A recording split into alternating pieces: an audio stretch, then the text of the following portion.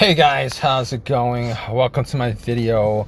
Alright, so I'm gonna give you guys a quick fix on an issue that I had with this truck. And this happens randomly. It's working fine, and then for whatever reason it stalls out, it dies randomly while the engine is on, while it's driving, particularly when it's going around slowly, going around corners. It's got a whole bunch of electrical problems when this happens. The light flickers, etc., etc. And apparently this is a huge issue with this truck. All right, and if you guys have this problem, you probably would suspect that it's the alternator that's causing the issue, because it's dying on the road. But the difference with this is, this is how you know it's not the alternator, because if it's the alternator, what happens is, you'd have to jump it and it turns on, and then you take the cables off and it'll just die out on you. However, in this situation, that's not quite this situation. All right, in this situation, if you take the keys out, obviously if it dies out on you while on your road, it's a safety hazard. It's kind of dangerous. So if you guys are in this situation, you guys want to definitely make sure, well, like if you're in the middle lane on the highway and this happens to you, hopefully it doesn't. A lot of times this will happen when it's going a lot slower, making turns, etc., etc.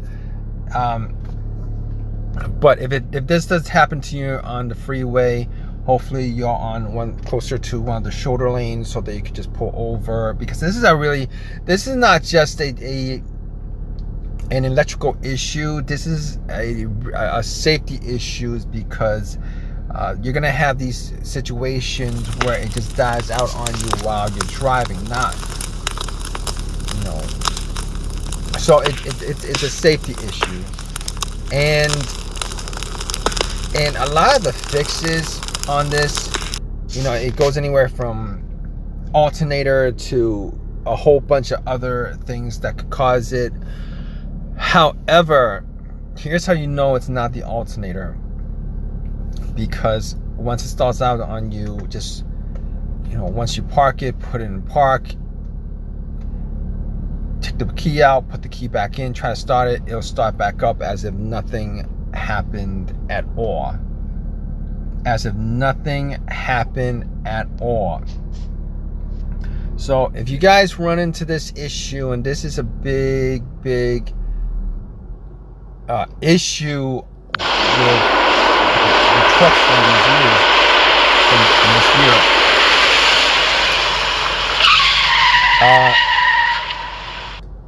here's what you guys are gonna do.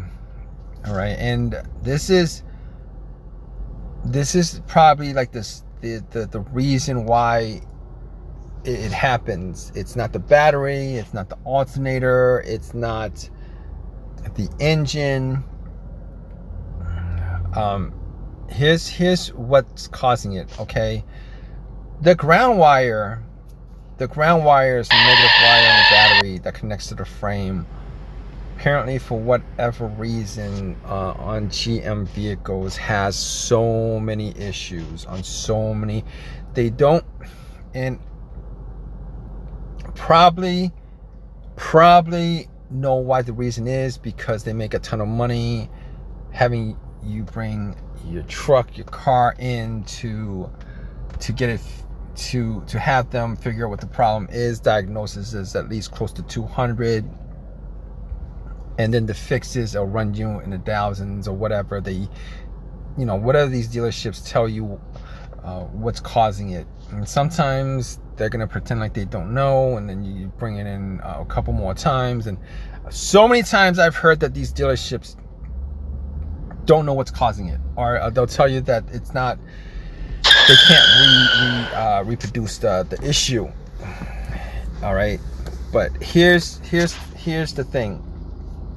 All right, if you had a good running truck, there's no other issues besides this issue. What you guys want to look for is the ground wire. All right, a lot of times the connector to the frame of the truck,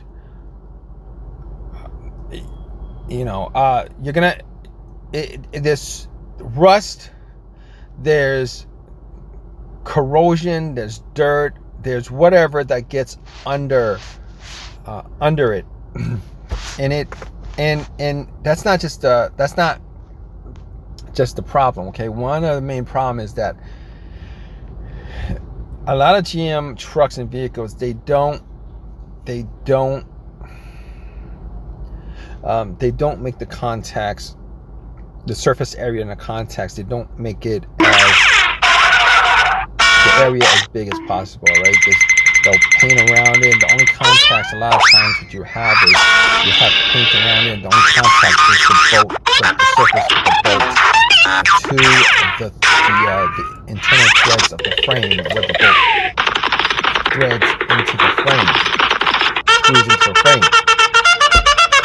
All right, and that's a lot of times that might be enough when the truck is new and there's no corrosion, there's no rust, etc., etc.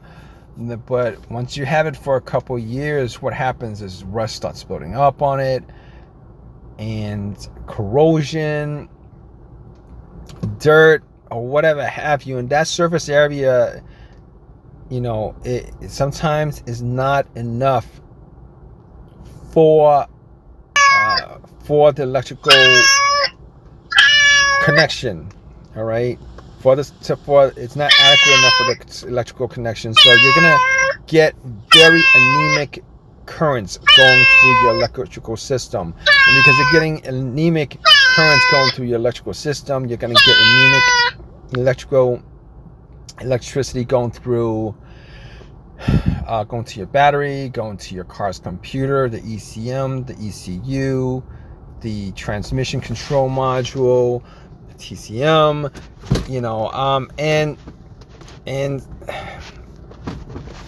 even though a lot of times, if that's just the issue, you would get a no start issue. All right, but it's a lot more technically, the problem is a lot more technically connected, because so many things are now connected to the battery. All your sensors are connected to the battery, your car's computer is connected to the battery, and obviously your alternator is connected to your battery. And you know, if you're getting an anemic connection to the battery, there's a chances are your battery is not going to be charging up correctly, and it might get an anemic charge to the point where okay, so even if your alternator in this situation is putting out the currents that it's putting out, you know, there's a chance that, you know, that bad ground connection, it's going to cause an anemic charging of the battery.